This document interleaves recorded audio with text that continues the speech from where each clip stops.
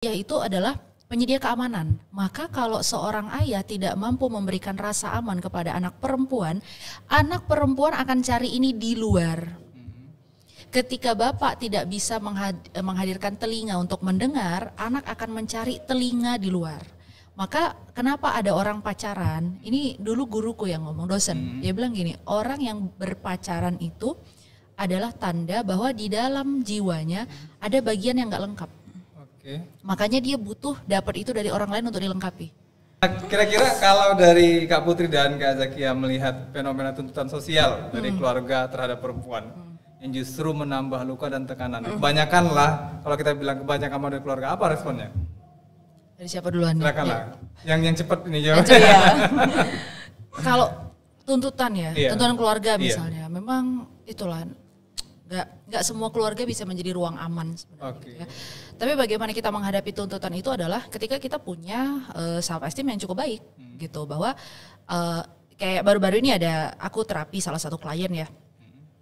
Dia itu dinikahkan oleh ibunya usia 18 tahun kalau nggak salah. Dengan riwayat pernah menjadi korban pelecehan. Korban pelecehan, kemudian dinikahkan oleh ibunya, dapat suami yang silent, yang apapun yang terjadi dia hening. Mama mertua alias ibu suaminya ini menghina istrinya, si suami nggak bisa membela. Sementara nafkah kurang. Nah, udahlah nafkah kurang dan segala macam.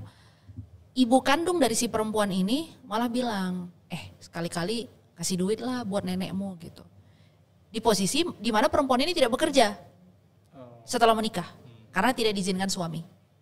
Dan ibunya tidak tahu itu gitu. Yang penting menurut ibunya, kau kasih duit lah sama nenekmu. Tengok tuh cucu-cucu yang lain ngasih duit sama nenek. Jadi di situ ada pride kan, kayak tengok nih anakku bisa ngasih duit, nggak cuma anak-anak dari anak yang lain aja gitu. Terus akhirnya aku terapi, izin Allah, aku bilang gini, kamu merasa beban nggak dengan permintaan itu? Iya, bunda itu cukup membebaniku katanya. Ya sudah. Kamu tahu kan apa yang harus dilakukan setelah ini? Karena orang terapi itu kita sebenarnya nggak ngasih nasihat, kita bawa dia masuk ke dalam dirinya untuk menyadari apa yang terjadi di dalam dirinya sendiri, sehingga dia ketika memutuskan sesuatu tidak lagi dipengaruhi trauma, kan gitu ya, di terapinya kita seperti itu konsepnya.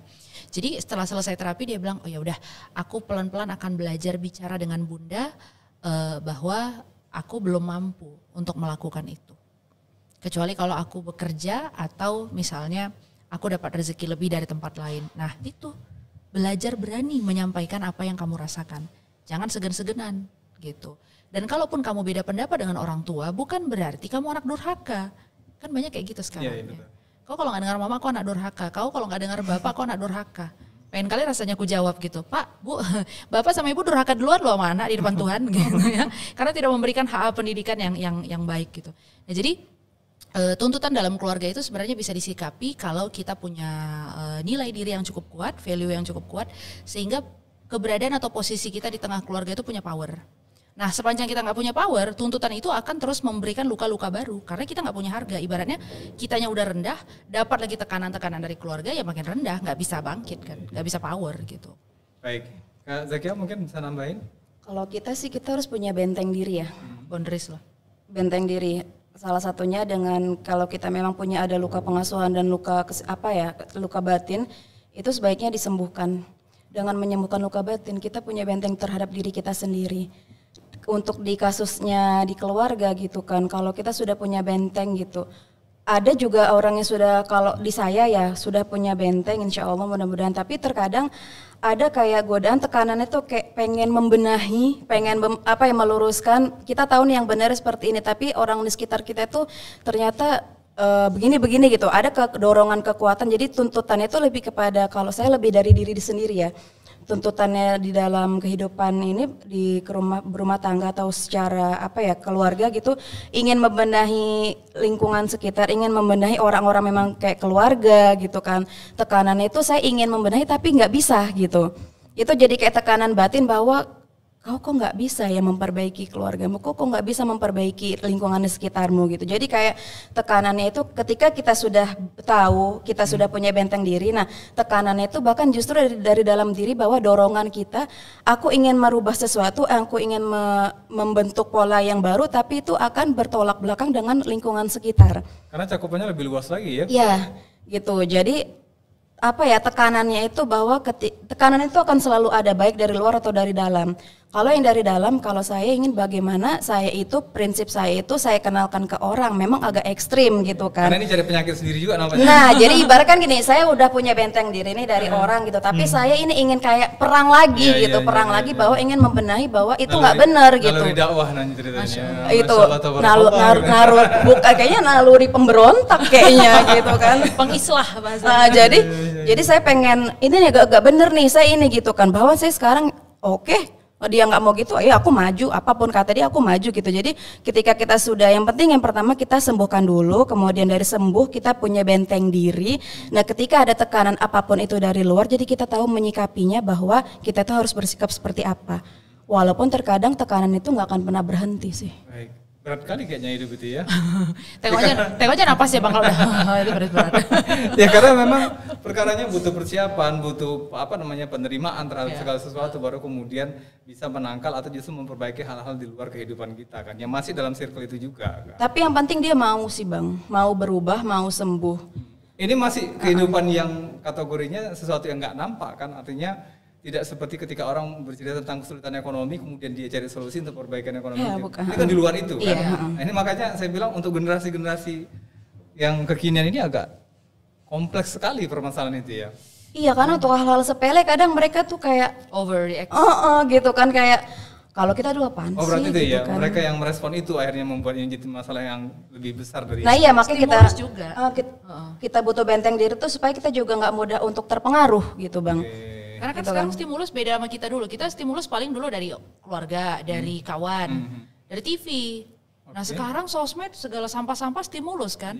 Kemudian setiap kali kita mengiyakan sesuatu, nah jadi sistem belief itu atau sistem kepercayaan itu tercipta sebenarnya caranya gampang banget gitu. Setiap sesuatu yang kita dengar atau kita lihat, kita indrai, lalu kemudian kita sepakat, oh iya bener. Nah itu jadi sistem belief. Misal ada yang bilang gini, beragama tuh nggak penting lah, yang penting jadi orang baik aja. Oh iya bener, otak kita mengiyakan, itu jadi sistem belief. Selesai lah ya. Selesai. Maka bayangkan kalau setiap konten, konten kurang sehat di sosmed itu kemudian dikonsumsi dalam jumlah yang cukup tinggi, lalu diiyakan, oh iya juga. Kebayang nggak sistem belief di dalam dirinya kayak apa? Kacau balau. Dan itu banyak terjadi kalau di kita sekarang di ibu rumah tangga. Jadi banyak itu kayak, kalau kami bilang ya sama suami tuh kayak asuhan medsos gitu. Jadi kadang tuh apa ya, dia ngelihat gitu kan di medsos gitu kan, terus relate dengan kehidupannya, terus dia merasa dia menjadi orang yang paling tersakiti di dunia gitu. Padahal yuk coba belajar gitu kan, nggak selamanya seperti itu gitu kan. Memang mungkin mereka merasakan, tapi coba lihat di diri kita tuh tidak seperti dia gitu kan. Allah menciptakan kita itu macam-macam orang tuh, semuanya tuh beda sifat, beda keadaan, beda semuanya. Kurang di dia bisa mungkin lebih di kita gitu. Jadi jangan langsung mengkonsumsi hal-hal yang di medsos itu, karena semuanya itu bisa merubah, apalagi untuk di rumah tangga ya Bang ya, itu kayak bisa merubah tatanan nilai di keluarga gitu. Apalagi keluarga yang masih 5 tahun ke bawah ya, dan itu keluarga sangat yang rentan kayaknya. Keluarga yang tidak pernah punya visi mau dibawa kemana. Itu ibarat naik kapal, naik perahu gitu ya, gelombang ombak sana sini. Akhirnya nggak punya satu pijakan yang pas. Akhirnya kan kalau ngejar ke rumah tangga dulu kami di pesantren aja dibilang kita akan tiba di Pulau Impian. Pulau Impian itu mana?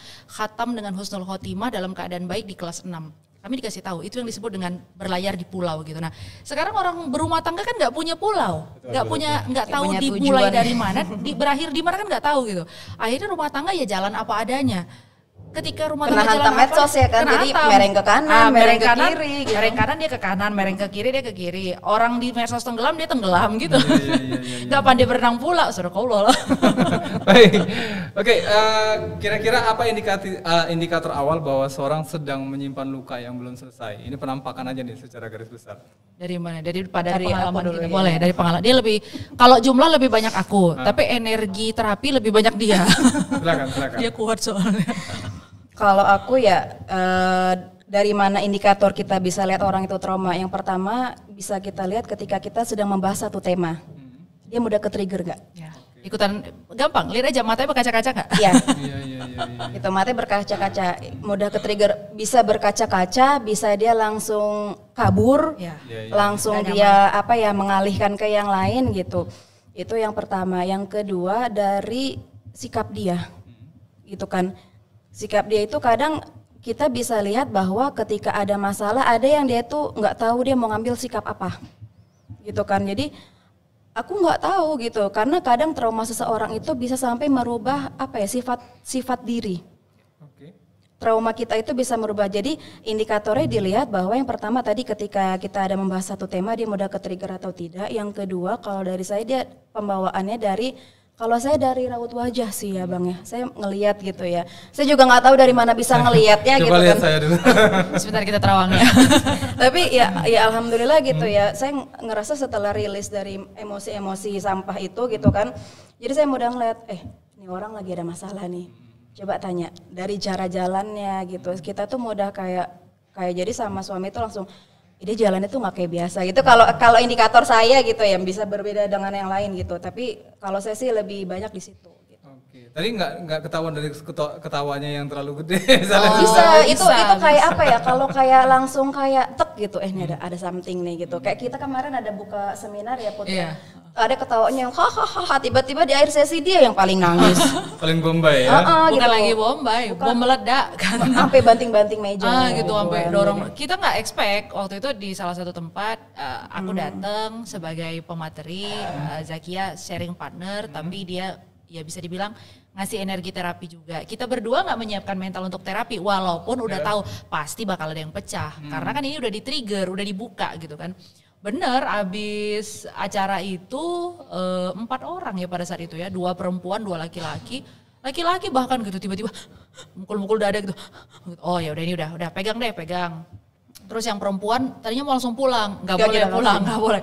Duduk dulu, kelarin dulu emosinya baru boleh pulang. Karena tanggung jawab kita Bang. Kalau misalnya ada klien yang meledak emosinya, dia pulang, kalau ada apa-apa itu tanggung jawab kita.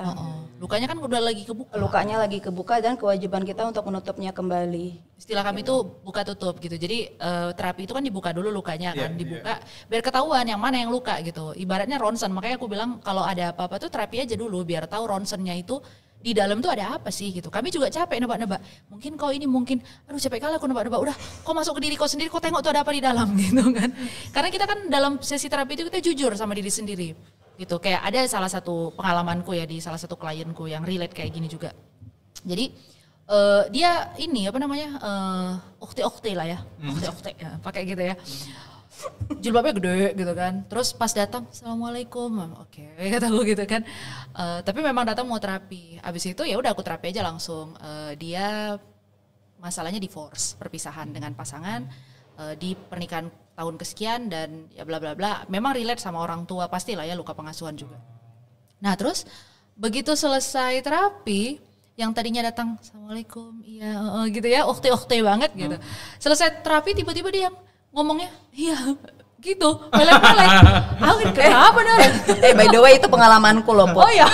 Jadi sebelum diterapi kan Bang, nih aku sedikit ya spill dikit. Jadi sebelum diterapi tuh aku kan nggak pacaran tuh dengan bapak itu gitu kan. Jadi ketika awal nikah kan saya manggilnya kakak ya, kakak gitu kan. Jadi ada oh iya kak gitu kan. Kok dia yang terus sih? Kebayang Kan jadi kayak bilang kayak anak pramuka ya kan kakak-kakaan gitu. Tapi oh iya kak ini kak gitu kan. Jadi tuh ngomong nggak banyak, cuman sekedar ini gitu kan. Jadi sampailah di titik saya itu di terapi itu terapi asalnya trauma yang luar biasa sebelumnya itu kan yang saya alamin gitu. Jadi setelah terapi pulang dari tempat terapi waktu itu kan kita tinggal di Bandung ya. Dari daerah Soekarno-Hatta tuh pulang ke Dago, rumah kita tuh di Dago gitu. Jadi sepanjang jalan jam 9 malam kondisi hujan, sepanjang jalan saya tuh merepet. Iya begini kan, begini, begitu, begini. Jadi dia baru ngomong tuh belakangan. Ternyata nih anak bisa ngomong juga ya katanya kayak gitu. Ternyata setelah diterapi, setelah dibuka luka-lukanya ternyata merasa aman dan kita jadi diri kita sendiri. Nah itu gitu. otentik, kita jadi diri kita tanpa takut dihakimi orang misalnya kayak, ih percuma deh. Dulu jujur sebelum aku diterapi aku ada ketakutan kayak, kan dia belajar agama, tapi kok kayak gitu. Aku punya ketakutan itu. Tapi begitu mulai pulih, ada orang bilang, kamu kan belajar agama kok kayak gini. Loh kan aku manusia biasa, aku bilang. Punya kekurangan, punya kesalahan. Terus kalau misalnya aku ketawa-ketawa ngakak-ngakak begitu dengan memang sesuatu yang perlu diketawain gitu kan. Terus kenapa? Apa berdosa masuk neraka gara-gara ketawa aku? Jadi kita lebih otentik aja, lebih nyaman jadi diri sendiri, nggak bermuka 12 gitu. Baik, oke.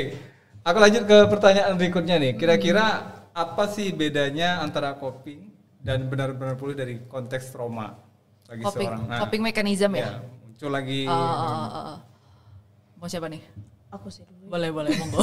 Nanti dia mau melengkapi. Siap. Karena sebenarnya kita bang dia yang lebih di depan, saya lebih kayak makanya saya males banget sebenarnya. Di depannya di belakang kan. Iya. Jadi kalau kita ya untuk melihat itu sudah rilis atau belum gitu ya bang ya. Kalau kita ngelihat ketika dia dihadapkan dengan masalah yang sama, dia lebih ya udahlah gitu. Jadi ketika indikator dia itu sudah rilis atau enggak, ketika dia sudah misalnya nih, aku benci sama si A, gitu kan. Sebelum rilis, setiap dengar nama si A, ngelihat langkahnya, bahkan cuman terdengar aroma parfumnya itu dia. Masa aroma parfum terdengar? Ada, enggak maksudnya tercium, sorry. Maksudnya tercium aroma parfumnya gitu. Sampai se-ekstrem itu ya? Iya bang. Aku pernah ngalamin sampai dengar suara orang yang mirip dia aja, aku ke-trigger. Bener, sampai orang foto mirip sama dia. Aku pernah waktu terapi, kakak ini mirip inilah, aku nggak suka gitu kan. Sampai kayak gitu. Jadi tapi ketika kita sudah di terapi, kita keluarkan masalah kita terhadap orang itu di dalam terapi kita gitu. Ketika ketemu dia, nengok tingkah dia begini, bahkan kita udah bisa langsung jawab maksudnya apa gitu. Jadi kita sudah lebih kepada kita tuh sudah berani berhadapan dengan sumber masalah gitu. Itu sih kalau dari aku ya bang ya. Jadi kita sudah berani menghadapi sumber masalah dan kita sudah tahu menyikapinya ke depannya bagaimana. Dan ketika kita terpapar energi negatif dia, kita sudah bisa cepat meregulasi emosi kita supaya kau jangan masuk terlalu dalam ke emosiku. Mohon maaf di pintu ditutup nih gitu. Aku nggak mau rusak gara-gara kau kan gitu. Aku udah capek berusaha sejauh ini untuk sembuh. Oh sorry, aku punya ini. Aku sama kau ada batasan gitu. Sampai sekuat itu ya? Insya Allah bang, mudah-mudahan. Sebenarnya gak sekuat itu, kadang goyang juga bang, kayak stang beca. Ya namanya manusia kan tetap ada, namanya hidup kan tetap ini kan. Cuman setidaknya ada titik kita itu berani untuk frontal mengatakan apa kau gitu. Karena segini, sebagai sesama terapis, enaknya kami adalah, misalnya aku lagi dalam kondisi yang pernah waktu itu aku lagi ke-trigger parah, syukur ada dia di samping kan. Aku tarik ke dalam ruangan, yuk masuk yuk, kenapa? Terapi aku gak kuat nih. Yaudah dia jingkrak aku ketawa aja bang. Ya udah keluarin gitu. Dia menyaksikan bagaimana aku meledak-ledak itu kayak aku gitu kan. Ayo puasin, ayo sampai puas. Kalau belum puas jangan keluar dari ruangan ini gitu kan. Tapi memang aku yang tarik, yuk masuk ke dalam ruangan dulu. Nah sama dia juga gitu kalau dia lagi bad mood. Kayak kemarin kan, Put aku sebenarnya lagi belum yakin sih mau podcast gitu karena aku lagi ada bla bla bla gitu.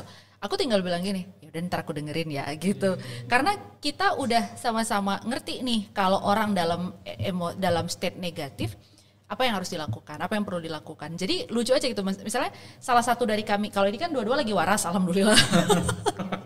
Sebenarnya aku enggak sih, tapi aku udah minum coklat tadi. Minum coklat.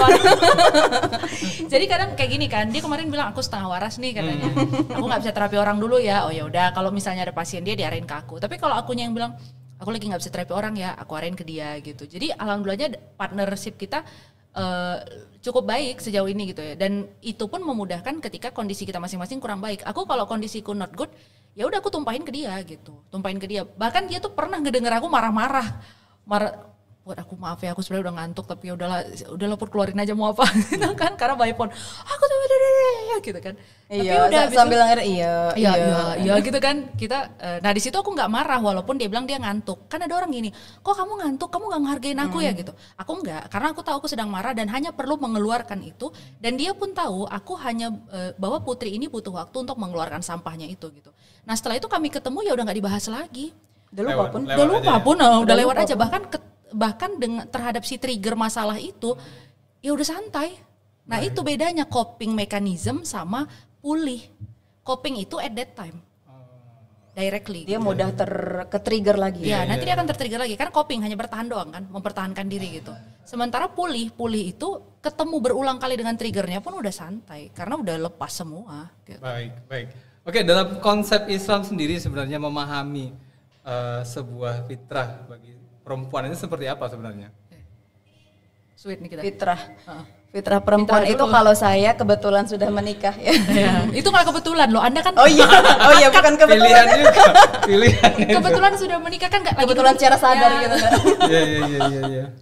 Kalau fitrah fitrah sebagai perempuan dalam rumah tangga itu ya seperti yang dia katakan Putri, dia sebagai tempat kembali. Gitu kan, makanya kenapa ditugaskan seorang laki-laki itu untuk mencari nafkah itu karena rumahnya seorang laki-laki itu pada istrinya. Makanya kenapa kita bahas tema tentang perjalanan pulih seorang perempuan ketika perempuan itu tidak pulih. Ketika perempuan itu merasa dirinya ada masalah, mentalnya terganggu, emosionalnya terganggu, yang ada di rumah itu akan jadi neraka. Suami pulang kerja bawaannya negatif, kemudian anak-anak juga nggak nyaman gitu. Jadi fitrahnya perempuan itu di dalam rumah tangga, konteksnya untuk kesehatan mental itu bahwa dia itu kayak jantung keluarga. Kalau jantungnya nggak sehat kan tubuhnya nggak sehat. Ya. Kalau perempuan fitrahnya secara naluri perempuan di rumah tangga itu dia tidak sehat, tidak baik, semuanya itu akan rusak gitu, dan bisa jadi terbalik fitrahnya. Apalagi nanti kalau kita sudah pembahasan sampai ke fitrah ayah bunda, bagaimana seorang ayah itu seharusnya berperan dalam rumah tangga, bagaimana seorang ibu ketika ada peran yang tertukar satu saja itu bisa menggoyahkan rumah gitu. Ada energi di rumah itu yang tidak seimbang gitu. Jadi fitrahnya itu rumah perempuan itu sebagai tempat kembali dari membawa segala masalah apapun itu. Jadi karena kita sadar kita wadah, makanya kita harus aware terhadap diri kita.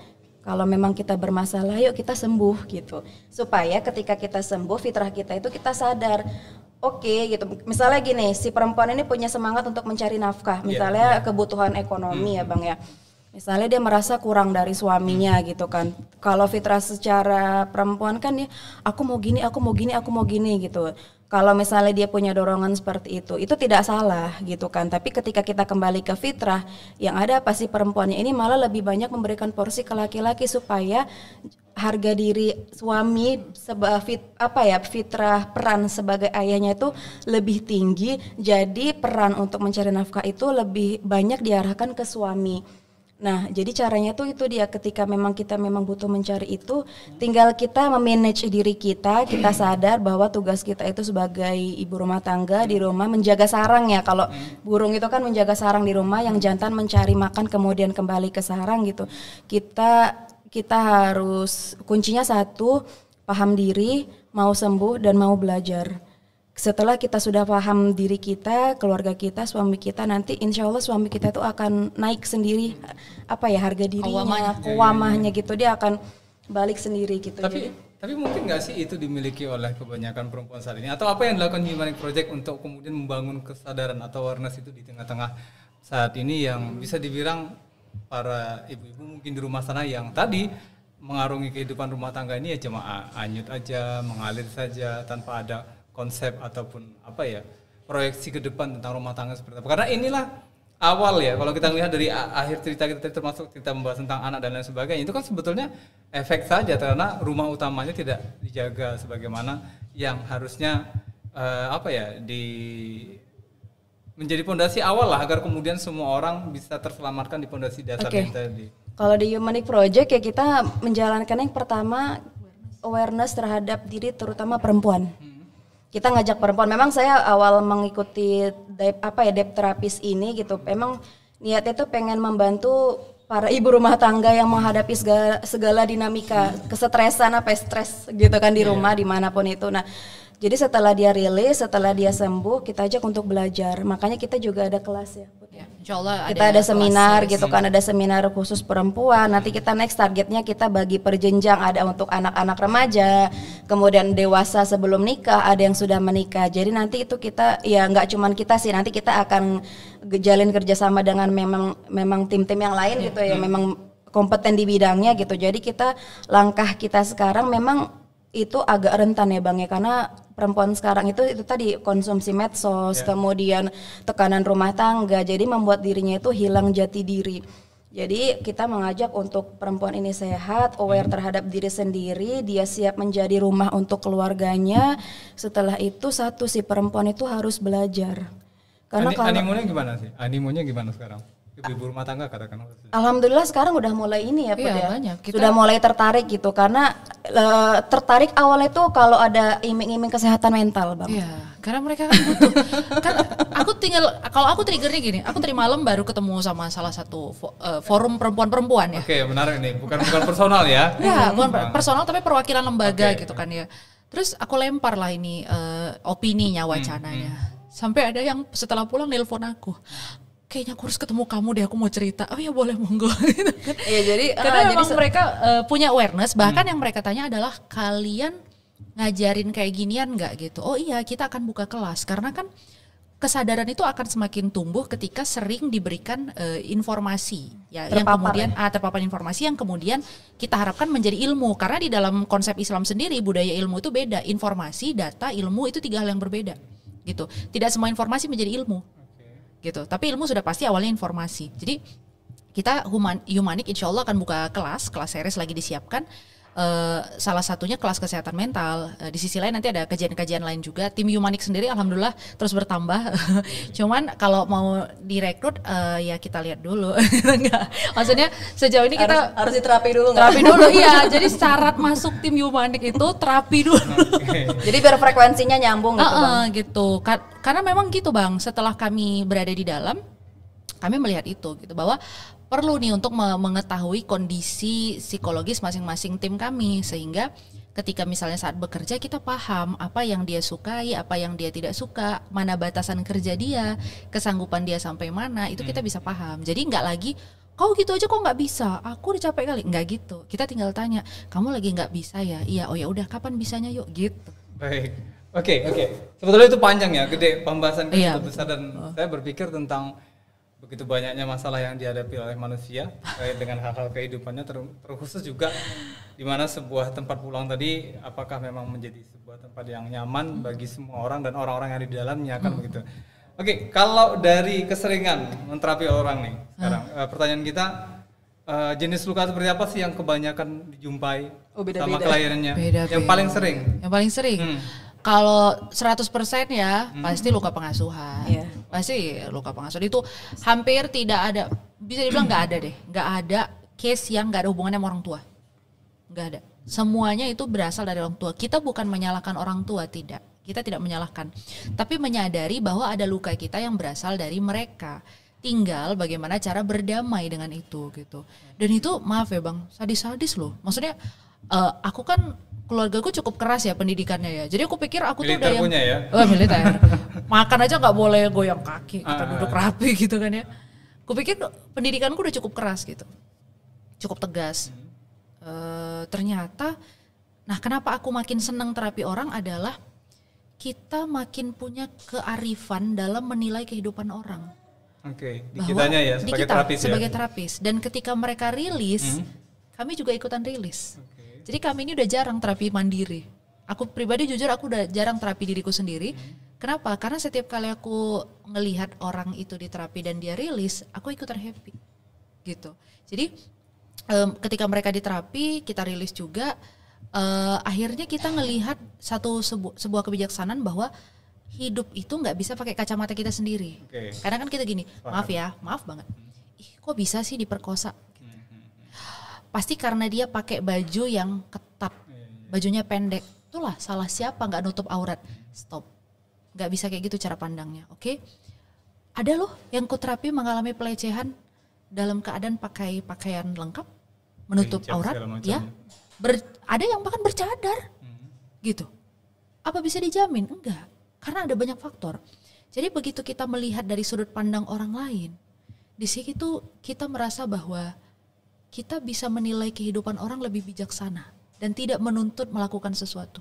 Misalnya kayak, makanya kok tobat gitu. Enggak begitu caranya. Pahami dulu luka dia apa gitu. Kalau aku lebih ke ini sih Bang, jatuhnya ke kesehatan fisik. Qadarullahnya ya klien-klien yang ku terapi itu dia punya penyakit fisik. Ya aku tuh awalnya juga seperti itu Bang. aku tuh nggak bisa cerita dari tadi ya? ya kan nggak ngarahnya ke situ gitu kan. Lanjut. Kan ngarahnya nggak ke situ. Jadi Silakan.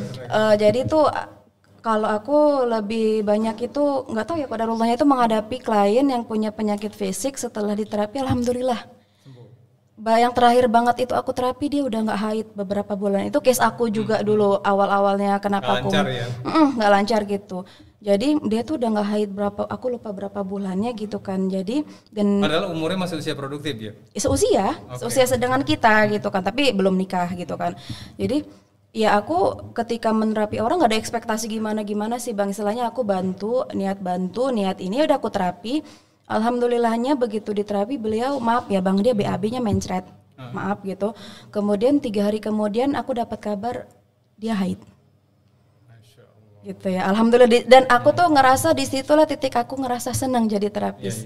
Gitu kan. Jadi alhamdulillah ya ilmunya bermanfaat gitu kan. Kemudian ada yang dia biasa tergantungan dengan obat setelah makan seafood gitu. Setelah diterapi alhamdulillah sampai sekarang dia nggak minum obat lagi. Gitu. Ada yang dia sebelumnya ada yang pokoknya sakit secara fisik ya tidak bisa kita detailkan satu persatu tapi intinya saya mengambil aku ngambil kesimpulan dari ketika kita sudah rilis emosi negatif insya Allah tubuh kita itu akan lebih sehat karena ada kaitannya penyakit fisik itu dengan penyakit hati dan itu awalnya kita kan nggak nyampe ya ilmunya dari mana hati sama karena nggak kelihatan kan mental sama fisik kan dia beda gitu ya ternyata ada kerja hormon kan di dalamnya gitu hormon stres gitu karena hormon stres ini kan dia sangat berpengaruh ke kesehatan fisik metabolisme kita dan kalau aku tuh banyak ngalaminnya gitu Bang jadi ketika diterapi masalahnya seperti ini alhamdulillah setelah diterapi dia sembuh gitu walaupun ya tetap didukung dengan pola hidup sehat ya Bang ya gitu dan kan. kami nggak menafikan medis ya kita malah kalau aku bilang kamu punya analisa medis nggak kalau kamu punya analisa medis kasih kita biar kita tahu ini apa gitu misalnya kayak kamu punya riwayat penyakit kan kalau di terapi kami ditanya pernah punya riwayat sakit fisik apa gitu misalnya kayak kemarin kan aku asam lambung sejak tahun berapa aku bilang aku nanyanya selalu gitu tahun berapa tahun 2018 oke ada kejadian apa saat itu karena asam lambung itu berkaitan sama beban dia kan daerah perut beban tekanan ya ekspektasi di situ ternyata dia bilang iya 2018 itu ini klienku dia bilang dia pertama kali mendapati suaminya ketahuan berselingkuh ya Allahumma ajirha fi musibatiha Oke, dan berapa bulan setelahnya kamu asam lambungnya sekitar 3 sampai 4 bulan setelahnya. Karena aku udah ngeh asam lambung tuh hubungannya sama yang itu. Jadi di kami pun mengenali jenis-jenis penyakit fisik. Biar kami paham ini hubungannya ke emosi yang mana gitu. Baik. Berarti ibu-ibu kebanyakan asam lambung penyakitnya ya? Migrain juga. Migrain itu beda. Ada sesak napas Bang. Sesak napas. Sesak napas juga ada ya? Aku pernah ngadepin. Dia nggak pernah punya riwayat sesak napas. Pas aku terapi 3 kali nggak bisa napas gitu kan aku mau buka mata jangan tutup nggak aku bilang tutup jangan buka karena ketika kita memang nggak boleh Bang karena nanti fokus dia itu terputus gitu. Terus gimana aku nggak bisa napas katanya terapi terus kamu punya riwayat sesak napas aku kan nggak tahu awalnya kamu punya riwayat sesak napas kalau memang punya riwayat ku berhentikan ku tutup dulu gitu kan kamu punya riwayat sesak napas nggak pernah kata dia oke berarti ini efek terapi enak nggak rasanya sesak napas? Nggak enak. Kayak apa rasanya? Kayak mau meninggal. Oke. Ngomong itu, bilang aku nggak suka sesak napas. Rasa sesak ini bikin aku kayak mau mati. Dan kontrol rasa sakit itu. Karena kamu yang memiliki tubuhmu, ayo kontrol sendiri. Oke, udah. Terus aku minta dia kontrol. Wahai rasa sakit, cukup ya. Aku lepaskan gitu. Hilang sesak napasnya. Ketrigger lagi dengan terapi selanjutnya. Sesak lagi. Jadi dalam 1 jam terapi itu dia 3 kali sesak napas. Gak satu pun kuizinkan buka mata, lawan ku bilang. Setiap kali datang rasa sesak napas itu, karena itu adalah kemunculan emosimu, itu yang kamu kontrol. Dan ternyata benar, baru nikah 1,5 tahun, banyak berekspektasi sama suami gak bisa ngasih, akhirnya dipendam ke dalam. Pendam ke dalam, 1,5 tahun yang tadinya anaknya ceria, tiba-tiba 1,5 tahun ngawang, matanya udah kosong. Dan kisut akhirnya deh. Kisut kan, kayak kerupuk siram air. Udah aku tengok aja, karena kan kami ciri-cirinya udah paham kan. Lain sekawan ini gitu kan, pandangan mata udah beda, cara jalan udah beda gitu. Saya bilang aja mau terapi enggak takut buka aib katanya.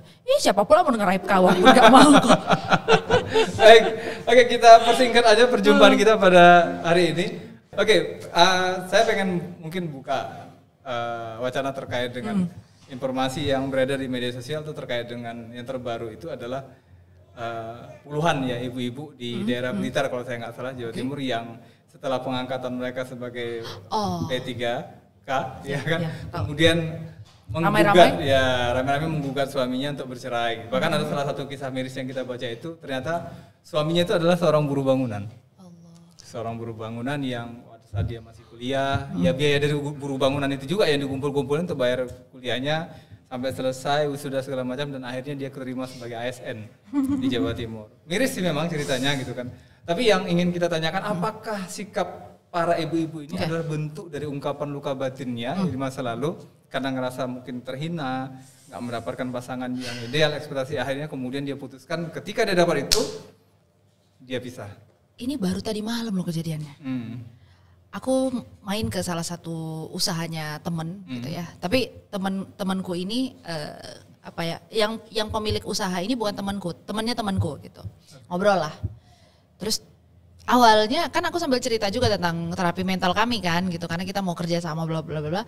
Terus dia bilang gini, "Iya, aku pokoknya pengen kali usahaku ini berhasil." Suaminya duduk agak jauh kan lagi di tempat lain. "Aku pengen kali usahaku ini berhasil karena aku mau membuktikan kalau aku tuh bisa diandalkan," katanya. Terus ku tengok gini kan, emang mau sama siapa ngebuktiinnya gitu kan. Dia langsung bilang, "Tuh suami, iya biar dia tahu kalau aku juga bisa." Oke, aku coba bilang gitu, oke gitu kan. Pas udah mau pulang, udah lebih banyak ngobrol, dia mulai sadar kan. Aku bilang, nanti energinya kita benerin dulu ya. Karena kalimat ingin membuktikan kepada suami, itu bukan energi yang benar. Bukan energi yang baik. Karena berarti ada persaingan di dalam dirimu terhadap pasanganmu sendiri. Gitu kan. Nah jadi menanggapi berita itu aku juga baca sih. Mungkin ada satu luka batin, kedua menganggap bahwa pasangan tidak bisa memenuhi ekspektasi dalam hal ini nafkah gitu ya, tidak mencukupi. Nah yang ketiga ada perempuan-perempuan yang memang kemudian ketika dia punya uang lebih banyak gitu ya, dia merasa powerful. I don't need a man gitu, kita nggak butuh laki-laki. Nggak gitu, karena fungsi laki-laki bukan ATM. Ini kita bicara terhadap emosional ya. Perempuan itu penyedia ketenangan, laki-laki penyedia keamanan. Maka misalnya anggaplah dia mungkin belum bisa memenuhi nafkah, tapi kita ngelihat semangat dia untuk mencari nafkah, ya pertahankan. Karena kita bukan lihat uangnya, dia bukan ATM loh. Laki-laki itu adalah pasangan kita yang secara energi kita akan saling melengkapi. Dia dapat energi kita dapat energi dia, kan begitu di dalam pernikahan. Anak-anak dapat energi dari kedua orang tuanya. Nah jadi banyak juga perempuan yang ketika dia sudah punya uang, makanya katanya gini, laki-laki kalau punya banyak uang cari perempuan. Perempuan kalau banyak uang nggak cari laki-laki karena udah nggak butuh. Tapi ini kan sebuah statement yang miris ya, karena laki-laki tidak berfungsi sebagai ATM, dia tidak itu fungsinya gitu. Dan kasihan juga kalau laki-laki cuman cari uang kemudian hanya untuk ya udahlah yang penting aku kerja untuk makan kau, nggak begitu. Banyak fungsi yang perlu dilakukan gitu. Nah jadi sebenarnya ada dua nih kondisinya. Ada kondisi di mana perempuan terpaksa mencari nafkah karena memang laki-lakinya qadarullah misal ya, maaf kecelakaan, kemudian nggak lagi bisa mencari kerja. Nah itu kondisi terpaksa, udah nggak bisa diapa-apain lagi. Tapi kalau misalnya hanya si laki-lakinya, sebutlah gajinya di bawah si perempuan juga nggak boleh merasa powerful. Ketika si perempuan merasa lebih tinggi dan dominan terhadap laki-laki insecure. Laki-laki merasa tidak percaya diri. Laki-laki yang tidak percaya diri tidak akan perform di dalam kinerja. Nah apa yang sebaiknya dilakukan perempuan ketika laki-laki let's say misalnya masih underperform gitu dalam hal memberi nafkah dan segala macam. Perempuan boleh cari kerjaan, berpenghasilan, tapi ingat bukan untuk menggantikan pencari nafkah. Hanya sedang membantu ya, berarti ada jangka waktu. Misalnya, Beb 3 bulan ya, aku kerja dulu ngebantu kamu 3 bulan aja. Sehingga si laki-laki tahu dalam 3 bulan ke depan dia harus bisa lebih perform. Atau yang kedua, kalau perempuannya tidak diizinkan bekerja, apa yang diberikan sama perempuan? Kepercayaan. Ya, sayangku, aku percaya kamu bisa menjadi pemimpin yang baik ya. Hari ini kita hadapi dulu, tapi aku yakin kamu bisa. Nanti dia dapat prestasi yang lebih bagus, aku bangga sama kamu. Yuk kita bisa, kamu keren, kamu pahlawanku. Itu yang dilakukan, disupport dan dipercaya. Karena laki-laki support, percaya, apresiasi. Perempuan memberi support, memberi kepercayaan, memberi apresiasi, itu aja. Gitu. Jadi bukan memerintah. perempuan kan kebanyakan merintah, kamu kerja dong buat aku. Ih, laki-laki nggak suka diperintah Bu, hati-hati gitu. Jangan diperintah, tapi diinisiasi kepercayaannya gitu. Jadi mengenai hal itu ya di TikTok juga ada tren pamer akta cerai, aku juga nggak ngerti ada apa gitu ya. Seolah-olah janda baru nih bos gitu. Ya Tuhan subhanallah kan. Maksudnya apa sih ini gitu. Terus ada yang bilang, gue gak butuh laki-laki karena gue bisa sukses dengan sendirinya sebagai single fighter atau single parent. Men, keluarga itu bukan hanya tentang uang. Walaupun kau bisa dapat uang lebih dari suamimu, bukan berarti kepemimpinan ada di tanganmu. Ibu-ibu gitu. Jadi perempuan perlu bijak. Ketika misalnya dia dapat pasangan yang income-nya belum setinggi dia, gak boleh juga diremehkan. Tetap arif, bijak, pakai. Nafkah yang dikasih suami pakai. Kenapa? Begitu seorang perempuan menikmati nafkah dari suaminya, itulah yang akan buka pintu-pintu rezeki suaminya. Benar. Baik. Benar banget ya. Tambahan dari Kak Zakia mungkin? Kalau tambahan dari saya ini sih Bang, simpel aja gitu kan. Kalau kondisinya seperti itu berarti sudah ada penyimpangan fitrah di antara suami dan istri. Fitrah bekerja yang seharusnya di suami itu beralih ke istri. Itu yang pertama. Yang kedua, kalau dibilang mungkin dia belum paham konsep bersyukur kayaknya ya. Karena kalau kasusnya seperti itu tadi suaminya yang bekerja untuk menyekolahkan istri sampai di titik tertentu istrinya berhasil dan sudah dilantik lah seperti itu kan berarti ada perjuangan yang diabaikan gitu kan, berarti tidak adanya rasa syukur gitu. Jadi kalau dari saya ketika sudah melenceng fitrah antara istri dan suami dalam rumah tangga, yakinlah sebanyak apapun yang didapat akan ada kekosongan di dalamnya. Berarti kita sepakat kita terapi semua itu ya. Oh iya. Kalau energi kami cukup sebenarnya terapi aja semuanya. Nah, kalau saya sekarang kalau kita ya Bang ya lebih banyak dia yang terapi. Kenapa? Kalau saya menyesuaikan jadwal yang pertama anak saya punya bayi kan. Karena kalau untuk terapi orang kan kita nggak bisa ke distrak apapun gitu kan. Jadi memang sekarang yang banyak maju tempur di medan perang beliau. Karena kalau saya kadang Put ini Jak gini oke, gitu deh, tinggal sharing gitu kan. Kalau memang butuh bareng kolaborasi kita itu assessment karena kami udah bagi dua, jadi kita udah tahu. Nah kami kan Medannya kalian bagi dua gitu. Medan Aceh juga kami bagi karena kan kami juga udah di assessment talent mapping kan. Di Humanik ini kan pokoknya apa yang kami sediakan kaminya beres dulu, jangan sibuk memperbaiki orang awak nggak beres gitu kan. Jadi kami semua di dalam tim kami sudah di assessment talent mapping. Maka kita udah ada pemetaan kan, dia energinya lebih besar untuk menterapi. Tapi dia nggak bisa ngomong. Jangan suruh bercakap ya Bang. Makanya hari ini kayaknya aku tadi sempat ngeblank karena gini, aduh aku ngomong apa ya gitu kan. Nah sementara kekuatanku di komunikasi, tapi aku nggak terlalu punya banyak energi buat terapi, makanya aku batasi. Aku 1 hari cuma 2. Kalau dia 1 hari 4 sanggup. Gitu. Insya Allah gitu kan. Kalau lagi waras ya. Kalau lagi waras, kalau lagi positif. Dan dia sanggup untuk nanganin yang masal. Kalau aku abis masal nanti paling dadaku panas, perutku agak nggak enak gitu. Karena kan kena energinya. Jadi secara energi dia lebih kuat. Nah aku lebih kuat mulut. Iya. Oke, satu statement terakhir aja mungkin dari masing-masing ya. Kalau kita bilang bahwa kondisi problematika yang kompleks tadi baik dari remaja, anak-anak ya sampai kemudian rumah tangga yang tidak lagi menjadi tempat yang aman dalam konteks ini, malah justru memproduksi ya luka-luka batin tadi. Bahkan juga kalau kita bilang kan disfungsi keluarga tadi di mana bisa jadi disfungsi ini terbentuk juga karena nggak ada kepemahaman orang pada level atasnya kan. Ada satu kondisi yang mengkondusifkan ini gitu loh. Kalau kita lihat kan harusnya ini menjadi program pemerintah secara keseluruhan. Ya kan? Kalau kita bilang kan seperti itu. Karena bisa aja ditangkal medsos itu untuk kemudian kalau di negara lain kita katakan ada medsos yang membatasi konten-konten yang justru tidak men-trigger orang untuk kemudian justru menjadikan medsos sebagai standar hidupnya gitu kan. Nah, ini kira-kira nih apa nih saran ataupun masukan dari Humanik Project kepada pemerintah khususnya Medan ya?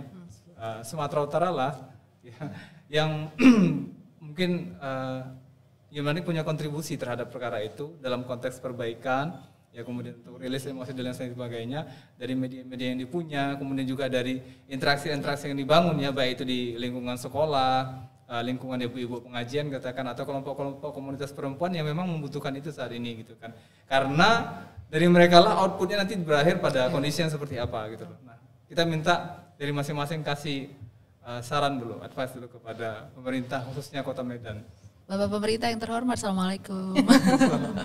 Ada satu mahfuzat atau wise word dalam bahasa Arab ya, katanya gini, al-ummu madrasatul ula idza a'dataha a'data sya'ban thayyibal a'raq. Ibu itu adalah madrasah pertama. Kalau kamu siapin ibu-ibu itu menjadi madrasah terbaik, a'data sya'ban thayyibal a'raq. Kamu akan siapkan satu generasi terbaik, thayyibal a'raq gitu ya. The generation itu berarti bukan satu orang, satu kelompok enggak, tapi satu masa. Satu gelombang. Satu gelombang generasi ya, gitu. satu generasi itu kan bisa ratusan tahun ya. Jadi kalau misalnya kita mau bicara tentang kesehatan atau ketahanan keluarga, itu nggak cukup dengan bicara pembatasan jumlah anak. Atau misalnya pemberantasan kemiskinan, karena kita ini adalah makhluk yang terdiri dari beberapa aspek. Oke, aspek fisiknya terpenuhi, tapi aspek emosional enggak. Berapa banyak yang kemudian berakhir dengan perpisahan. Ibnu Khaldun dalam kitabnya Muqaddimah ya atau The Capital itu bilang keluarga, jadi sebuah negara itu terdiri dari beberapa unsur, ada 3 unsur. Salah satunya keluarga. Maka sebuah negara itu akan kuat dan sehat kalau keluarga-keluarganya juga kuat dan sehat. Dalam hal ini punya kestabilan keluarga, ketahanan keluarga. Nah, makanya para pemerintah kita, kalau kita mau melihat bagaimana negara kita berkembang, bagaimana negara kita menjadi sebuah negara maju, adalah tolong perhatikan dulu di mana pabrik-pabrik para pemimpin itu dibuat. Di mana para pemimpin itu dibuat? Para pemimpin itu dilahirkan dari keluarga. Maka perbanyaklah keluarga-keluarga yang sehat, keluarga yang utuh secara fungsi, emosi dan fisik, yang kemudian kita harapkan dari keluarga-keluarga ini lahir calon-calon pemimpin, sehingga calon pemimpin ini akan menjadi pemimpin-pemimpin kita di kemudian hari. Jumlahnya lebih banyak, kualitasnya meningkat, dan akan menjadi satu generasi yang lebih baik. Dan ibu-ibu perlu punya kesadaran bahwa menjadi ibu itu bukan pekerjaan yang mudah. Jadi jangan, ya udahlah, aku yang penting ngasih anak makan, nyeboin, enggak. Bu, pekerjaan kita lebih tinggi dari itu semua, karena kita pembangun peradaban. Negara ini, kehidupan ini, peradaban ini, kalau tidak ada perempuan-perempuan cerdas ya, maka jangan takut sekolah tinggi. Sekolah yang tinggi, Bu. Ngapain sekolah tinggi kalau berakhir di sumur? Ya rupanya kalau sekolah tinggi gak boleh kena sumur. Itu loh pertanyaannya ya. Jadi ibu-ibu cerdaskan diri, gak apa-apa sekolah belum terlalu tinggi, yang penting cerdaskan diri, mau belajar terbuka, mengembangkan diri sehingga yang kita lahirkan adalah calon-calon pemimpin yang nantinya menjadi thayyibal a'raq, generasi terbaik insyaallah. Amin. Silakan Kak Zakia sebagai penutup. Kalau saya karena udah panjang dari Putri satu sih Bang. Selalu begitu ya. Mau 2 juga nggak apa-apa. Silakan. Kalau saya yang penting satu, mulai dari keluarga sendiri. Mulai dari diri sendiri, mulai dari lingkup kita terdekat, bahwa untuk merubah sebuah peradaban itu nggak bisa kita tunjuk orang, tapi tunjuk diri kita sendiri. Kita benahi diri kita benahi terutama untuk keluarga, karena seperti yang dibilang Putri, saat ibu itu melahirkan satu peradaban, dan pendidikan dimulai dari rumah, yuk kita mulai dari rumah kita sendiri. Itu aja Bang. Baik, terima kasih banyak sudah hadir di Naira Studio Podcasting pada hari ini ya. Dan sekali lagi saya berharap pesan-pesan ini sampai ya pada orang yang tepat, baik itu pada peran seorang ayah yang tadi terkesan Indonesia ini fatherless, kemudian juga pada seorang ibu yang memang menjadi ummu warabatul bait ya, menjadi seorang ibu yang memang harus mencetak generasi-generasi terbaiknya dan memberikan kondisi yang kondusif serta nyaman untuk sebuah rumah agar kemudian generasi ke depan tidak lagi menjadi generasi yang diasuh oleh media sosial. Betul. Ya. Harapannya itu, terima kasih. Jangan lupa tetap subscribe, like, and share pada konten-konten kami. Sekali lagi kita berharap dengan kolaborasi ya, bukan hanya Medan Berkah aja atau semua berkah. Kolaborasi antara Naira Studio Podcasting dengan Humanik Project ini bisa memberikan efek yang positif untuk membangun peradaban wilayah kita Sumatera Utara dan Indonesia pada umumnya ini, agar kemudian menjadi sebuah basis peradaban pemikiran yang penuh dengan persiapan dan energi yang positif ya untuk Indonesia lebih baik ke depan. Terima kasih, saya Zain, menundur diri. Terima kasih. Assalamualaikum warahmatullahi wabarakatuh. Ahoy.